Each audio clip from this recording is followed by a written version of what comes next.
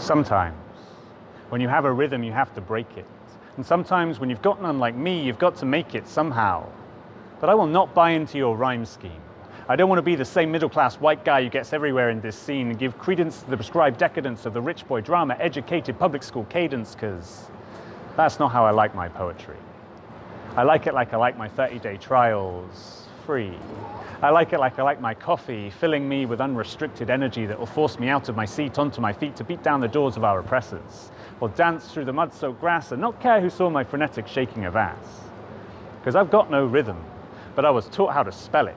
Rhythm has your two hips moving, but I never felt it. The spectre of social anxiety quelled it. It caught the rumble of potential embarrassment, held it in front of my face, replaced the open joy of throwing shapes with the fear of seeming out of place with people that weren't even my mates. You shouldn't have to bungee back to unhappiness so fast you can feel the whiplash in the back of your neck as you retreat to the prison of your chest, throwing heart aside to make room to hide inside your rib cage and there to wait for next time. So don't give me a beat to move to. I won't sing along to anxiety's song, groove to the brutalizing of your drum, just like you want me to. You pressure us with your bass lines, vibrating our thoughts to synchronize us to your harmony, to poison me with your prejudice, pollute my mind with the cyanide of imperialist national pride, where everyone who covers their face is a terrorist, and every man whose skin is the wrong side of tan is arrested for walking in the streets, diluted with white, communities gentrified, made safe with ICE, and police services decide who lives and who dies. Tell me where the justice is.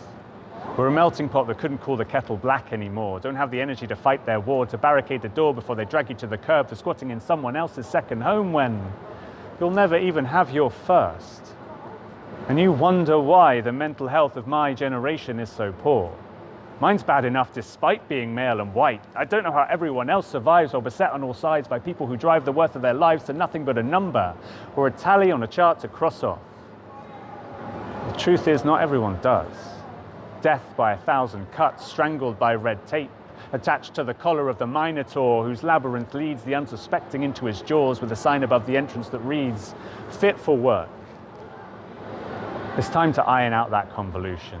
Say fuck you to elocution, because restriction doesn't breed creativity but revolution. So fuck it.